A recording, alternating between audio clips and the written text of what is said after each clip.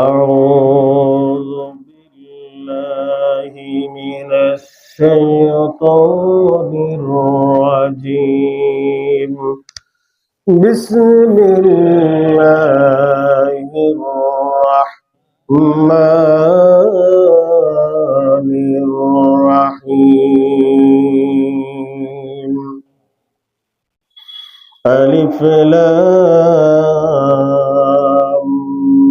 ميم ذلك الكتاب لا ريب فيه هدى للمتقين.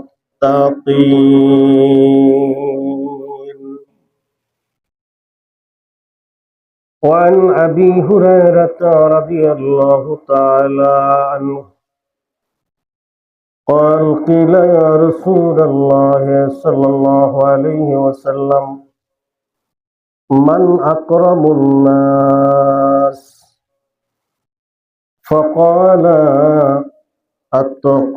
أتقاهم أو كما قال النبي عليه الصلاة والسلام. وقال تعالى في شان رسول الله إن الله وملائكته يصلون على النبي يا أيها الذين آمنوا صلوا عليه وسلموا تسليما.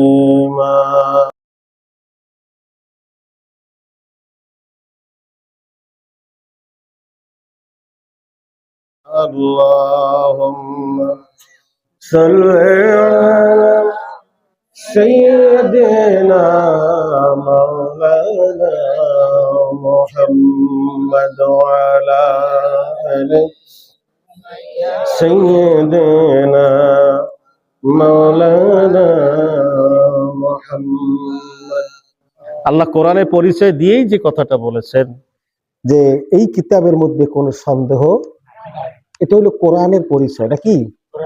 কোরআন সম্পর্কে আল্লাহ বলেছেন, এই কিতাব সম্পর্কে বলেছেন, এর ভিতরে কোনো, এই কথাটা বলার পরেই যে বক্তব্যটা শুরু হইল, সেই বক্তব্যটা হলো যে এই কিতাব মুত্তাকিদের জন্য পথ প্রদর্শক। সুবহানাল্লাহ। কাদের জন্য?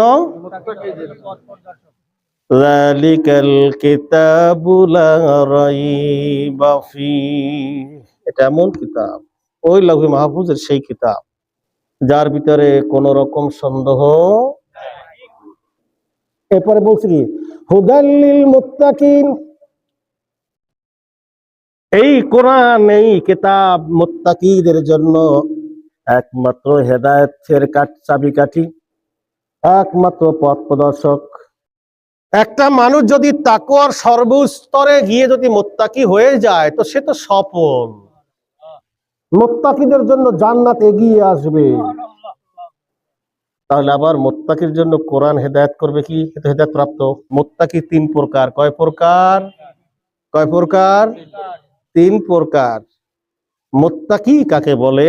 আল্লাহকে ভয় করে, যে আল্লাহকে আল খাউফ আল খাশিয়া, ভয় করে।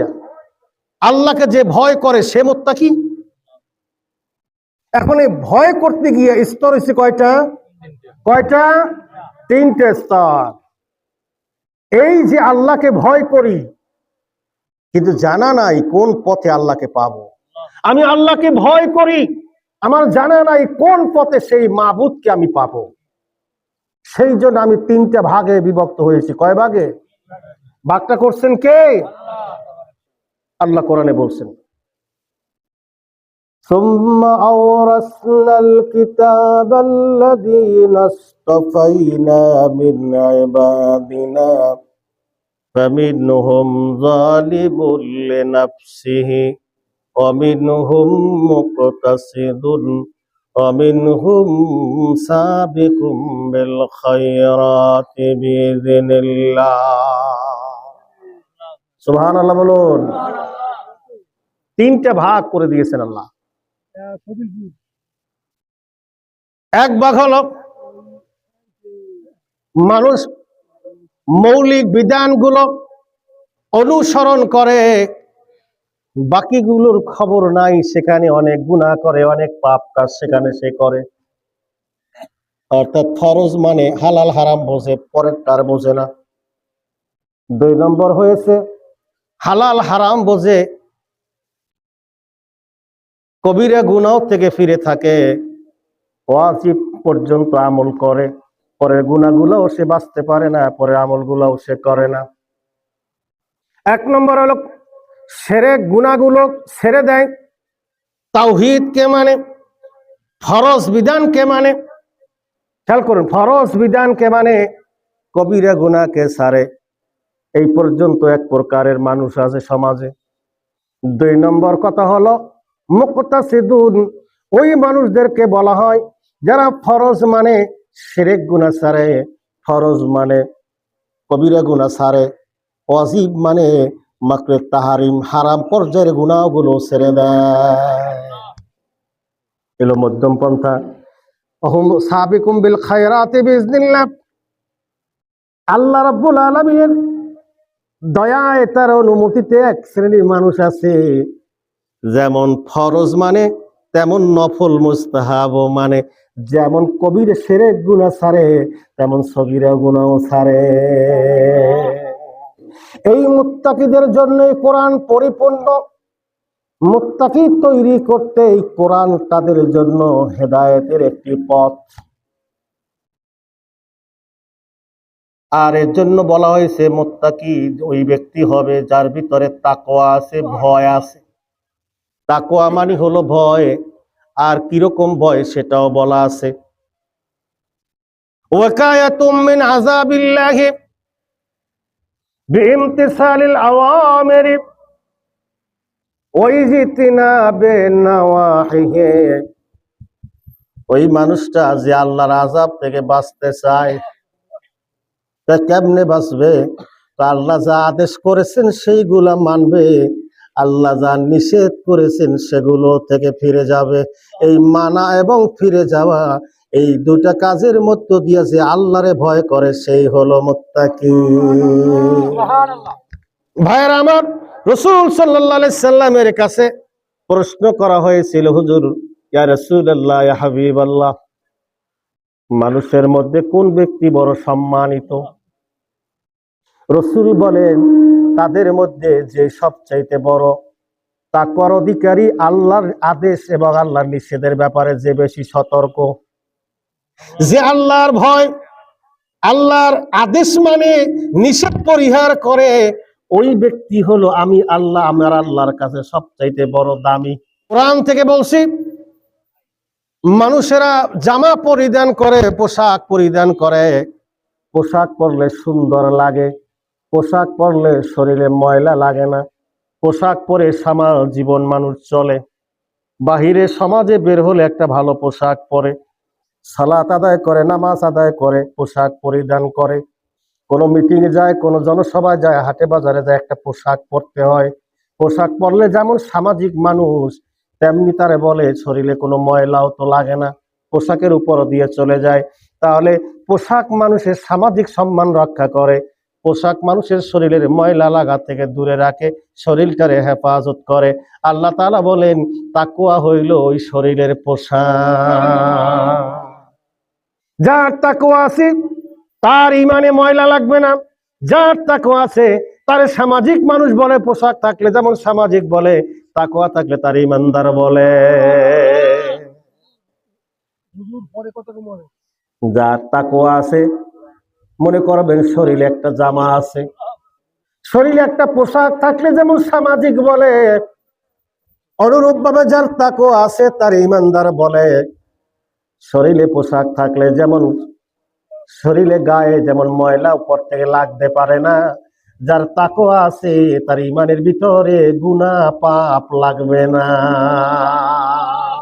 এই জন্য কোরআনুল কারীমে আল্লাহ বলেছেন অলিবাসুত তাকওয়া যালিকা খাইর, এটা হইছে তাকওয়ার লেবাস, তাকওয়ার পোশাক। এই তাকওয়া নামক পোশাকটা মানুষের ঈমানকে যেমন হেফাজত করে, মানুষের সম্মানও বাড়ায়। এই জন্য আল্লাহ তাআলা প্রথম কোরআনের সূরা বাকারায় পৃথিবীর মানুষের জন্য প্রথম বয়ানই হচ্ছে এই মহান কোরআন, এই মহা আসমানী কিতাবটা মুত্তাকিদের জন্য। সুবহানাল্লাহ বলেন।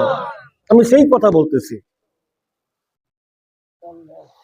ভাইয়ের আমার, একটু ঘটনা শোনাই হাদিস থেকে, রাসূল সাল্লাল্লাহু আলাইহি সাল্লামের হাদিস। আয়েশা রাদিয়াল্লাহু তাআলা আনহা থেকে বর্ণনা, সুনানুল কুবরা লিল বাইহাকি শরীফের ভিতরে আছে। আয়েশা রাদিয়াল্লাহু তাআলা আনহা বলেন, আমরা সকল স্ত্রীগণ একবার রাসূলের কাছে উপস্থিত হইলাম। তার জীবনের শেষ দিকের একটা অংশের কথা বলছি। সেই সময় ফাকবালাত ফাতেমাতু মেশিয়াতুহা বিন মেশিয়াতে রাসূলিল্লাহ। আর জোরে কর। ওই মুহূর্তে ফাতেমা রাদিয়াল্লাহু তাআলা আনহা নবীজির সামনে আসলেন। আয়েশা রাদিয়াল্লাহু তাআলা আনহা বলেন, মেশিয়াতুহা মিন মেশিয়াতে রাসূলিল্লাহ। ফাতেমা যদি হাঁটতেন আমরা তাকায় দেখতাম আনন্দ চিত্তে, কারণ ফাতেমার হাঁটার ধরন আমার নবীর হাঁটার মতো। বহু নারীরা বলেছেন, রাসূলের ইন্তেকালের পরে আমরা মদিনায় যেতাম, ফাতেমার কাছে বসতাম, ফাতেমার হাঁটা চলার দিকে আমরা লক্ষ্য করলে পরে আমরা দেখতাম আল্লাহর নবী যেরকম হাঁটতো ফাতেমা ঠিক সেরকমই হাঁটে, ফটোকপি। তা আয়েশা রাদিয়াল্লাহু তাআলা আনহা তিনি ফাতেমার প্রশংসা করে বলতেছেন, মেশিয়াতুহা মিন মেশিয়াতি রাসূলিল্লাহ, তার হাঁটার ধরনটা ছিল রাসূলের হাঁটার ধরনের মতন। তিনি আমাদের মাঝে আসলেন, রাসূল তাকে তার পাশে বসালেন, ডান পাশে কিংবা বাম পাশে। রাবী বলেন ডান পাশে কিংবা বাম পাশে, এই কথাটা রাবী এরকম বলেছেন, রাসূলের পাশে তারে বসানো হলো। বসার পরে নবীজি এরকম কানে কানে কি যেন বলতে লাগলেন, আর ফাতেমা দুই চোখ দিয়ে পানি দরদর করে পড়তে লাগলো, ঝরঝর করে পানিগুলো গড়ায় গাল বেয়ে পড়তে লাগলো। এরপরে তার কান্না যখন বেশি হয়ে গেল, হাদিসের ভিতরে এসেছে ফাবাকাতে বুকাআন শাদীদা, সে কাঁদলো, খুব বেশি পরিমাণ কান্না শুরু করে দিল। রাসূল সাল্লাল্লাহু আলাইহি ওয়াসাল্লাম তিনি আবার তাকে আবার কাছে টেনে নিয়ে মাথাটা তার কাঁধের সাথে মিলায়া আবার জানি কি বললেন, ফাদাহিকাত, এবার ফাতেমা হেসে দিলেন। কিছুক্ষণ আগে তিনি কাঁদলেন, রাসূল আবার কি যেন বললেন, এবার একটু হেসে দিলেন। ওই অনুষ্ঠানের শেষ, ওই মজলিসের শেষে আয়েশা সিদ্দিকা রাদিয়াল্লাহু তাআলা আনহা, উম্মুল মুমিনিন মা জননী আয়েশা রাদিয়াল্লাহু তাআলা আনহা তিনি বলেন, আমি ফাতেমারে জিজ্ঞাসা করলাম, রে ফাতেমা, আল্লাহর নবী তোমাকে কি বললেন যে তুমি কেঁদে দিয়েছিলে, কঠিন কান্না কাঁদছো, বেশি পরিমাণ তুমি কেঁদে দিয়েছিলে, কারণ কি? আবার কি যেন বলল, তারপরে যেন তুমি আবার হেসে দিলা, কারণ?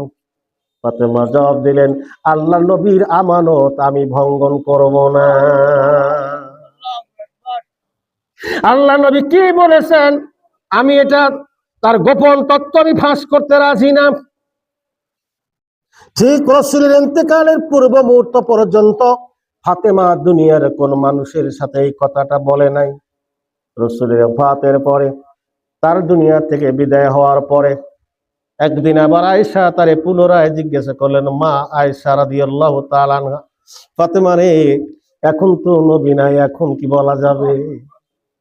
সেই দিন থেকে মনের ভিতরে শুধু জল্পনা কল্পনা, কবে তুমি আমার কাছে বলবে, কারণ এতগুলো মানুষ থাকতে তোমার কানে কানে নবীজি যা বলবেন অবশ্যই সেই কথাগুলো অনেক দামি হবে। এবার ফাতিমা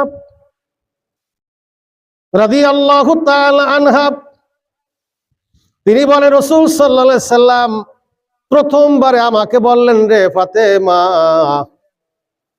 প্রতি বছর রমজানে জিবরাইল একবার করে খতম শোনায় কোরআনের আমাকে, প্রতি রমজানে জিবরাইল একবার করে খতম শোনায় আমাকে, কোরআন খতম করে জিবরাইল আমাকে শোনায়।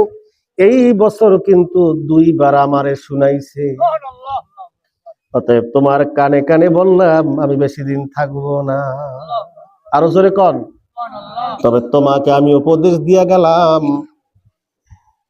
সবচেয়ে তুমি তাকওয়ার অধিকারী হও, এটা আমি চাই। তুমি আল্লাহকে বেশি ভয় করবা, ধৈর্যের সাথে জীবন চলবা, আল্লাহকে বেশি ভয় করবা, আর বেশি বেশি নেক আমল করবা। এই কথাটুকু যখন আমার উপদেশ দেয় তখন আমি কাঁদতেছিলাম। আমার আব্বাজান চলে যাবে, এই কান্না আমার পৃথিবীর কেউ থামাতে পারবে না। নবীজি চলে যাবে, এই কষ্টে এই ব্যথায় কেঁদেছিলাম। আমার কান্না যখন বেশি হয়ে গেল, আমার আব্বাজান আমাকে আবার বলল, শোনো, এই পৃথিবী থেকে তোমার বিদায় হওয়ার পর প্রথম সাক্ষাৎ হবে তোমার সাথে আমার। তুমি হবে জান্নাতের অগ্রযাত্রী, জান্নাতে তুমি সমস্ত নারীদের লিডার হইবা। এই কথা আমার আব্বা আমার রাসূল বলার কারণে আমি এত আনন্দ পেয়েছি যে আমি জান্নাতে যাব তো যাবই, জান্নাতে নারীদের লিডার হব। এই কথাটা আমি আজকের বললাম। ফাতেমা কয় আয়েশা সিদ্দিকাকে যে এই কথাটা আমি আজকের বললাম, তাহলে রাসূল সাল্লাল্লাহু আলাইহি সাল্লাম শেষ নসিহত খাতুনে জান্নাত ফাতেমাতুজ জোহরা রাদিয়াল্লাহু তাআলা আনহা, তাকে রাসূল যে উপদেশটা দিয়েছেন সেই উপদেশটাই ছিল তাকওয়া। সুবহানাল্লাহ। আর জোরে কোন সুবহানাল্লাহ। বেশি বেশি ভয় করতে বলছে কাকে? আল্লাহকে। আল্লাহকে বেশি ভয় করার নামই তো তাকওয়া।